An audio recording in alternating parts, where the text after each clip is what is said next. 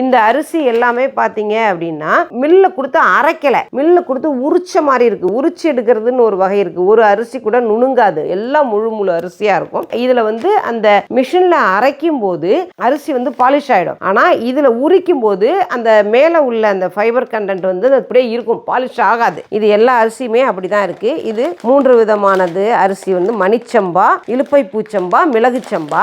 இது பாருங்க, இது வந்து புழுங்கல் அரிசி தான், கொஞ்சம் பொன்னி அரிசி மாதிரி வெளிர் கலரா இருக்கு. இது வந்து தங்கச்சம்பாவாம். இதனுடைய தோல் வந்து மேல் தோலே வந்து கோல்டன் கலர்ல தக தக தக தகன்னு இருக்குமா. பொதுவாகவே நெல்லினுடைய மேல் தோல் வந்து தங்க நிறத்துல தான் இருக்கும், தக தகன்னு தான் இருக்கும். இது வந்து நல்ல க்ளோயிங்கா இருக்குமா இதனுடைய மேல் தோல். அது மாதிரி இது தங்கச்சம்பா. ஒரு அரிசி வந்து கிலோ 150 ரூபாய். இதெல்லாம் வந்து 120 ரூபாய். மிளகு சம்பாவும் மணிச்சம்பாவும் அரை கிலோ 60 ரூபாய் அப்படின்னு சொல்லிட்டு வாங்கிட்டு வந்தேன்.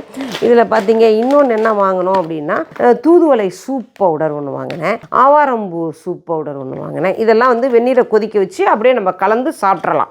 இது வந்து அவுள் வகையில் மாப்பிள்ளை சம்பா அவுள், இந்த அவுள் ஒன்று எடுத்துக்கிட்டேன். ஆனால் ரொம்ப வந்து எடுக்கலை, ஏன்னா நிறைய சிறுதானிய வெரைட்டிஸ் வாங்கிட்டு வந்ததெல்லாம் ஸ்டோரேஜ் இருக்குது நிறைய. மெயினாக அந்த அரிசி எடுக்கத்தான் போனோம், எடுத்துகிட்டு வந்துட்டோம். முக்கியமாக ஒரு அரிசியை வந்து நான் விட்டுட்டு வந்துட்டேன். அங்கே காட்டியானம் வந்து ஒரு 1/2 கிலோ பாக்கெட் ஒன்று எடுத்திருந்தேன், அதை நான் மறந்துட்டு வந்துட்டேன். அதை